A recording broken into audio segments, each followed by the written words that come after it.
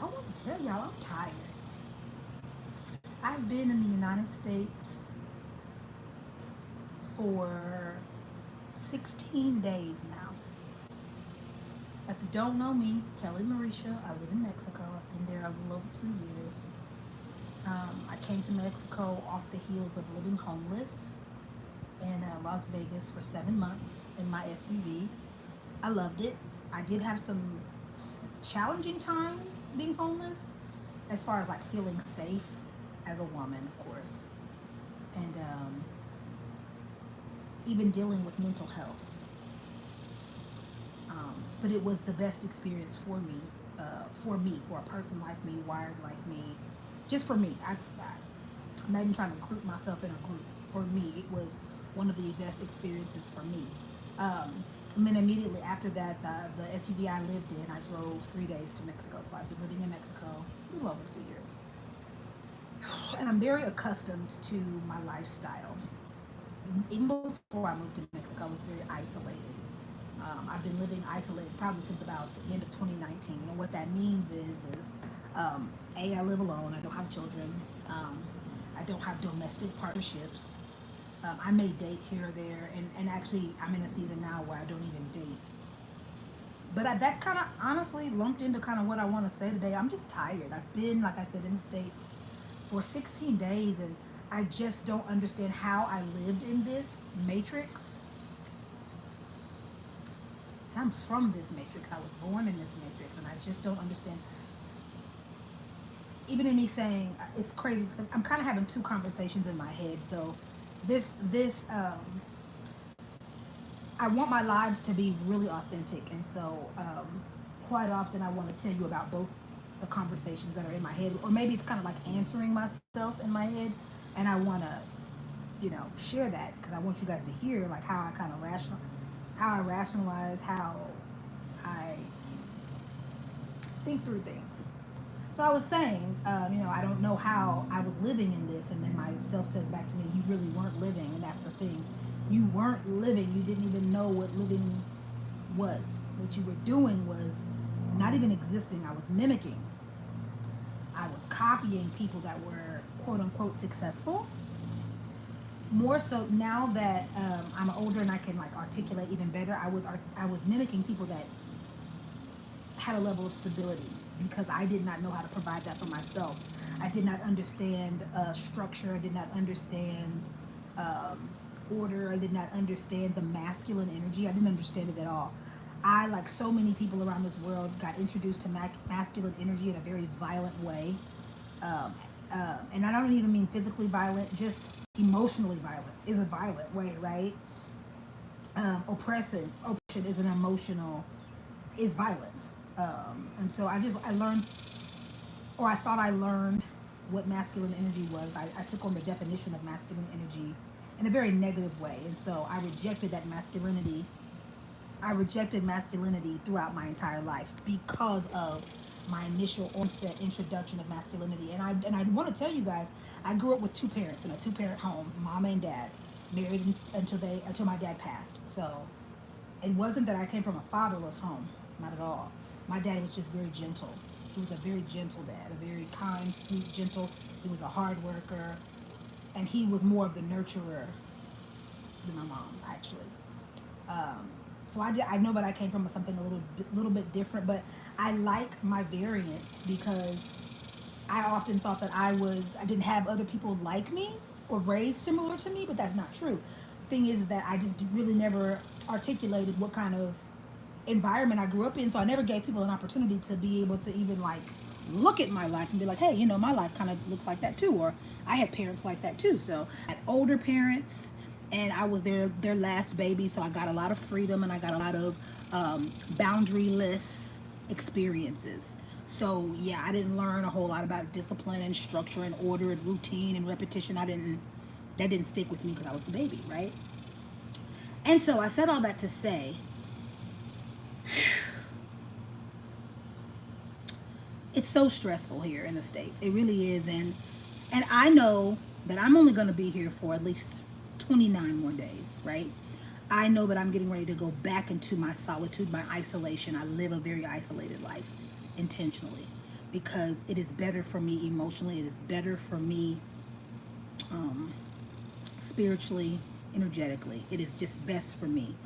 And I enjoy when I come into this matrix for just a little bit, but I know that I can't stay here long because again, I'm tired and I've only been here 16 days. You all live in this shit, right? If you are living in the United States, the United States is a different matrix than Italy, than Croatia, than Istanbul. These are all matrices I've visited and have stayed for extended periods of time.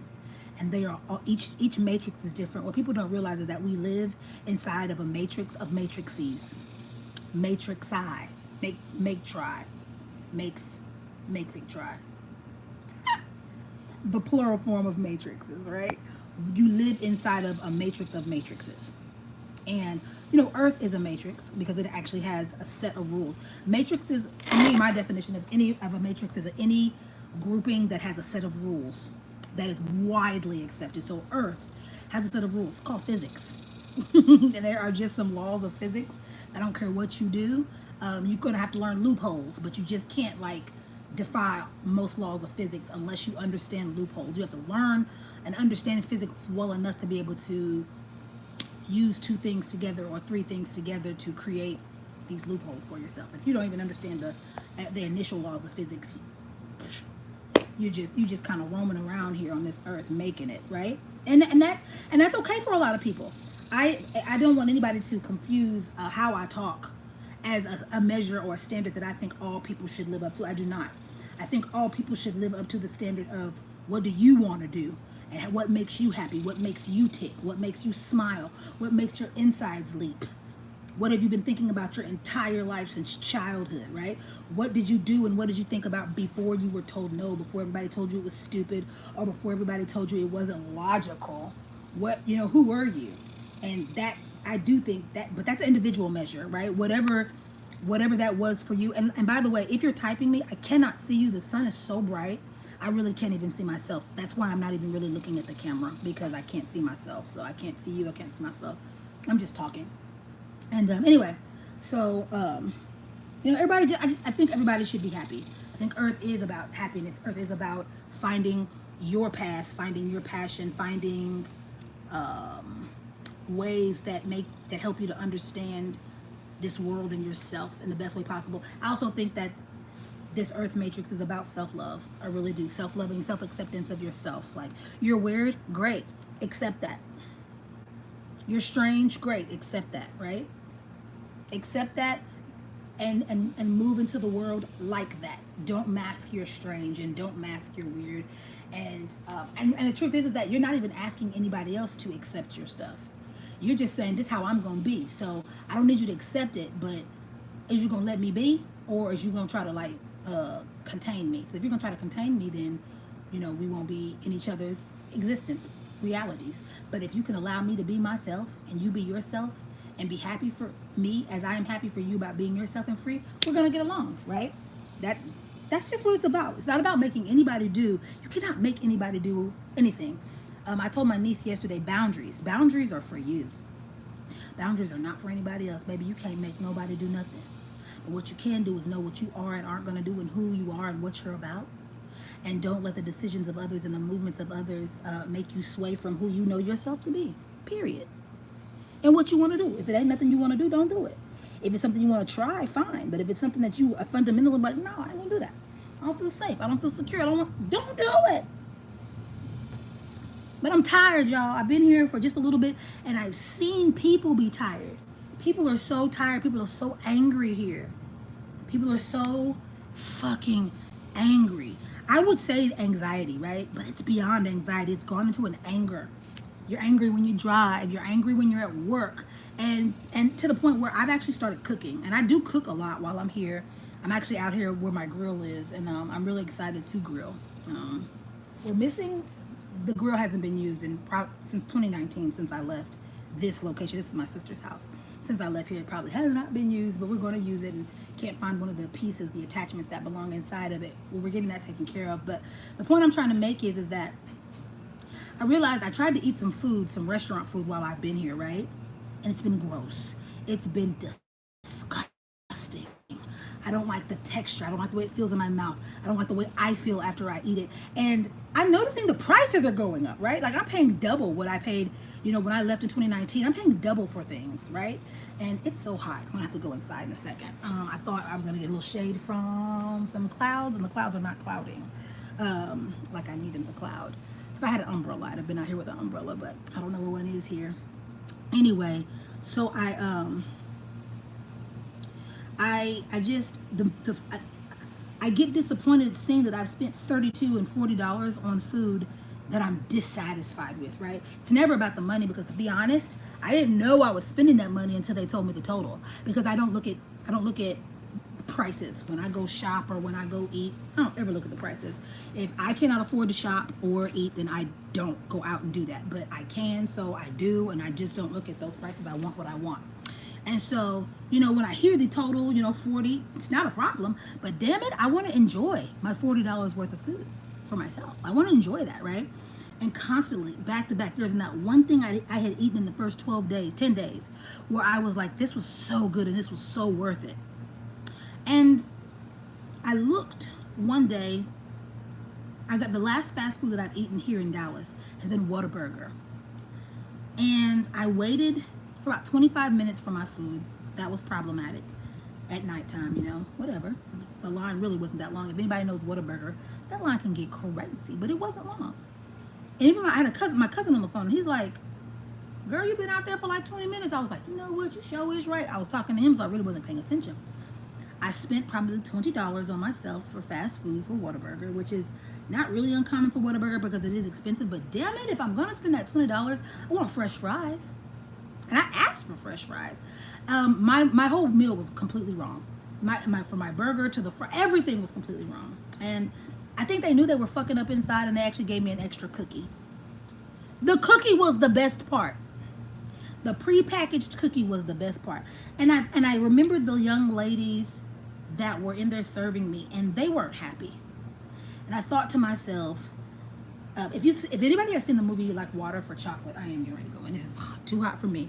This is so much hotter than Mexico, you guys. And in Mexico, I'm 1,500 miles away from the equator.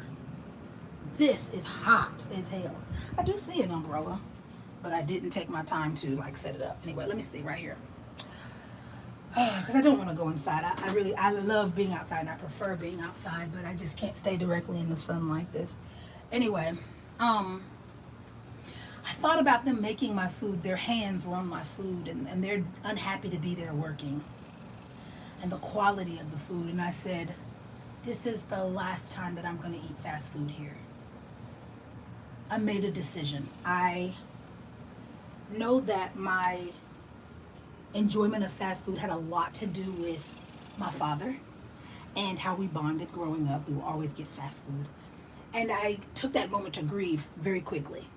The separation between those memories, fast food, and me getting it as an adult. I'm not doing that anymore. I don't want people touching my food that are unhappy to be at work and unhappy to be alive. I don't want that energy on anything I'm consuming into my body anymore, right? And so I've been cooking, and when I tell you the cooking has been wonderful, my cooking has been wonderful. And it has also helped my energy. My energy is back. Not happy, but lively. Being able to do things, not being tired all through the day because I've taken the food back into my own hands. I'm tired though. Just being here in the U.S. And anybody who's watching this, Kelly, why did you make this video? I wanted to make this video, number one, to announce that I really definitively feel the feeling. There is a difference, an energetic difference of being here than being in other countries. And the energy of the United States is full of anger, and full of sadness and depression and anxiety. And whether you know you can feel it or not, because many of you won't know that you're feeling it, I do, because I live somewhere else. So to be here and to feel this feels very strange, and I'm very concerned about people that I love that live here. It's nothing I can do about it because people are afraid to move to different countries. They're afraid to travel or even just really to, oh good, we got a cloud, I think. Even just afraid to expand permanently. People love going on vacations, and I really can't understand that. You go on vacations, you love it there, but you come back, you rush back to a place that you were rushing away from for money, for survival. You're rushing back for work, for survival. So you rush back into chaos and war to survive. Does that not sound oxymoronic, right? And my dad always taught me to keep my wagon light. And as I got older and older, I understood that more and more about being responsible for less and less. And I know that I want to be a mother very soon, and I'll be responsible for lives. But I'm grateful that I took the first 41 years to be responsible for myself and to enjoy the peace of being responsible for myself. So now that I'm ready to step into a new chapter, I'm ready to do that. And I have the stamina to do that. I have the finances to do that. I have the mental fortitude and aptitude and understanding to be able to do that. I don't know how people have done that, in their early 20s.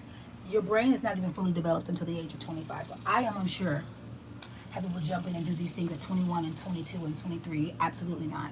I know what I was doing and thinking. Well, kind of remember what I was doing and thinking around that age. And I guarantee you one thing: it was not responsible. It just wasn't. So to see full-blown wives and husbands and mothers at that age is like, wow. You just jumped in there, didn't you? You didn't even really have enough time to enjoy life and yourself. You don't even know yourself, right? You know a mom, but you don't know yourself. And that's how people get to the empty nester thing. The kids grow up, they're out of the house, and mom is lost. Like, what the hell am I supposed to do? Because you don't know yourself.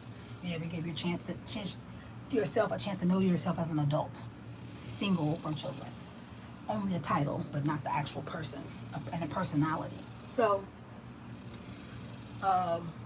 and all of this that I'm talking about is tiring. It can be very tiring trying to juggle this in this jungle of emotions, of sadness and depression and anxiety and finances, and trying to survive to keep these houses and cars that you have. But I chose a life that I did not have all that, and there were definitely moments in my life where I thought, man, or would try to compare myself, man, they have this, they have that. I felt like I was behind the eight ball. But at 41, now that I look back, and a lot of my friends are getting divorced, and a lot of them are empty nesters now, becoming empty nesters because they started very early, and a lot of them are in places where they themselves are having. It's so funny. I don't believe in midlife crises. I believe that at 40, people start to wake up and ascend and start to think differently. That's not a crisis. It's only a crisis to the people that it inconveniences. When you grow and when you start to expand out and say no to people and hold boundaries, it's going to inconvenience 40 years of people that you said yes to and that you've been a doormat to, right?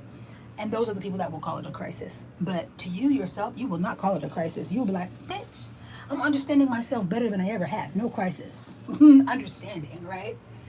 And but I understand that it just all of that I'm talking about is very tiring to do here in this matrix. And I will say this too: each state is a matrix, each city is a matrix, because I actually live. If I'm in the United States, my residency is Las Vegas, Nevada, and I'm actually getting a place back in Las Vegas as well as Mexico, and I'll be going back and forth permanently because I do miss Las Vegas tremendously. But Las Vegas is its own matrix, and it is not like Dallas. It is a lot more calm because the state of Nevada is only 30% populated, the entire state. The rest of it is BLM land, and which is like government land. It's very rural, it's very deserty, and I love it. I love that it's nothing but a 20-minute drive, and you can be in a complete silence where you don't hear the buzzing of air conditioners. You don't hear that hum of electricity that a lot of people are starting to say that they can hear now. People can hear that low, deep hum of electricity. I've always been able to hear that, right? And so to be able to be in a place where you have the opportunity to go tap into that anytime you want is incredible. But I know that Dallas would never be a matrix that I would be able to come back into because it is so chaotic here. It is so busy. It is so much going on in this. And I'm tired, and I just looked at the people that were working. Yesterday I went out a little bit in Deep Ellum, and I just was like, gosh, you guys don't even want to be here. And like I said earlier, some of you guys don't even want to be alive. Like you hate your lives. I talked to a young man the other day at the UPS or the FedEx store, and he was like, I hate my life. I do. I hate my life. And that made me really sad because I'm a person that fucking loves my life. Like, but it is a life that I cultivated. I did not like my life before I cultivated it. When I was in religion and like trying to push myself into the standards of regular people, I hated my life. I hated who I was. I love myself. I love my life. I wake up every day now with the most beautiful content. Nobody better than me. There's nothing else that could add to this life that could make it any more perfect kind of energy. Like, I ask myself that question all the time when I lay and sit by myself. I say, is there anything that you can do in this moment to make your life any more better, to make this moment any more better? And quite often, most times than not, 9.8 times out of 10, the answer is no. There's nothing that you could give me, do for me, say, provide that could make this current moment that I've cultivated any better. This moment is at its best. It feels at its best, at its peak. And I just like to sit in those moments quite often. And I do in Mexico because it is so much calmer there. It is very country. It's like a country. If you live in the country, you'd love Mexico. Um, anyway, I only have 1% left on my battery. But I just wanted to share that. I'm tired. And sending love to everybody who is tired, who is in this matrix, who's thinking about moving out of the country. Do it. Do it. Do it. Do it scared. Do it. I did it scared, but I did it. And I had zero regrets. Zero. Anyway, I love myself. I love you all. Please make sure that you like, share, and subscribe. Like, share, and subscribe. I really want to build this channel up. I want to do more. I really want to talk more, express more. Especially the love that I have for my life, for others, and explaining how I got here. So, anyway, I love myself. I love you. Talk to you later.